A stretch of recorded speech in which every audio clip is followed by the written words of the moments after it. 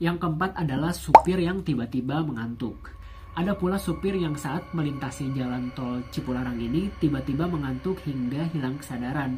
Hal itu yang sering terjadi membuat pengguna jalan ini kecelakaan.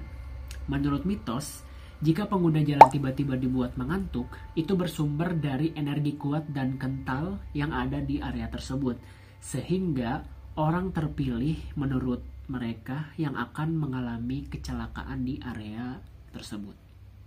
Nah, kalau ini bisa dijelasin lewat logika ya. Aku nonton Kisah Tanah Jawa, kata Om Hao itu emang si kontur jalan si tol Cipularang kilometer 97 ini kan berkelok-kelok dan naik turun ya. Otomatis si supir-supirnya itu bakalan kecapean. Nah, hal dari kecapean ini yang menyebabkan si supirnya ini mengantuk dan ada istilah microsleep. Jadi tiba-tiba si supirnya ini tidur cuman beberapa detik. Nah, itulah yang menyebabkan kecelakaan di sini. Jadi bukan karena hal gaib, tapi karena kecapean, microsleep. Selanjutnya adalah mencium bau darah. Ada salah satu cerita yang datang dari musisi Bandung dan dia membawa keluarganya. Saat itu dia melakukan perjalanan dari Jakarta menuju Bandung melalui tol Cipularang.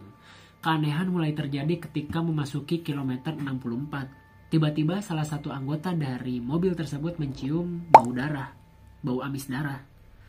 Lalu istri dan anaknya berteriak ada jalur kereta api berjalan di bagian kanan jalan. Padahal normalnya di jalur tersebut tidak ada lintasan kereta api. Sedetik setelah melewati jalur itu, musisi ini menyadari jika dia sudah berada di jalur berlawanan arah. Beruntung bagi pria ini, dia berhasil menyeimbangkan kembali mobilnya dengan tepat sehingga terhindar dari sesuatu yang tidak diinginkan. Memang sih, kalau misalnya bau darah ini benar-benar dikaitkan sekali sama kisah mistis. Karena konon katanya kalau misalnya kalian mencium bau darah, bau amis darah atau mencium bau melati, itu tandanya di situ banyak sekali makhluk gaibnya.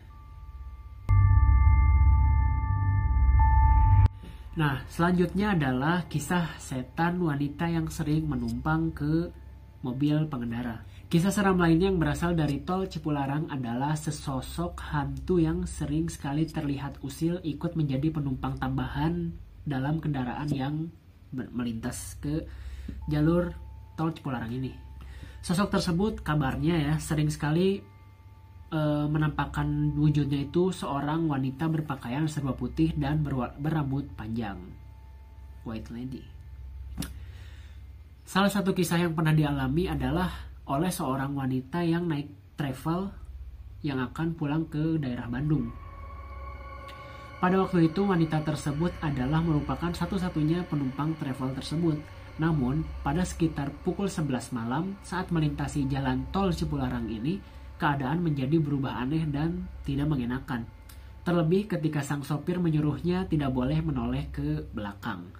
Karena merasa penasaran, penumpang tersebut akhirnya nekat untuk menoleh ke belakang hingga pada saat dia menoleh ke belakang, sosok perempuan berbaju putih itu menampakkan dirinya dengan muka yang sangat menyeramkan. Nah, kalau kisah ini aku pernah dengar ya, kalau misalnya di sekitaran hutan tol Cipularang ini menjadi tempat untuk pembuangan makhluk gaib ya. Bisa jadi salah satu sosok ini adalah makhluk gaib yang berasal dari hutan-hutan tol Cipularang ini. Nah, lalu yang terakhir adalah arwah penunggu Cipularang. Bagi beberapa penduduk lokal, mereka mempercayai bahwa jika di sepanjang jalur yang rawan kecelakaan itu ditunggui oleh makhluk halus bernama Kamilin. Ada kisah yang menceritakan bahwa Kamilin adalah sesepuh kampung setempat yang sempat hidup di masa penjajahan Belanda dan mempunyai ilmu yang sangat sakti.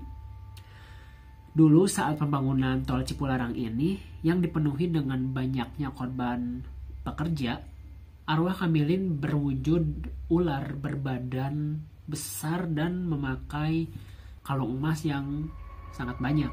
lalu sempat datang dan meminta untuk dibuatkan jembatan penyeberangan di kilometer 91. Warga setempat percaya jika arwah Kamilin itu tinggal di Gunung Hejo yang sudah ditandai dengan sebuah batu besar berwarna putih. Nah, mungkin itu adalah informasi mengenai tol Cipularang yang menurut orang-orang yang pernah melewati itu sangat angker.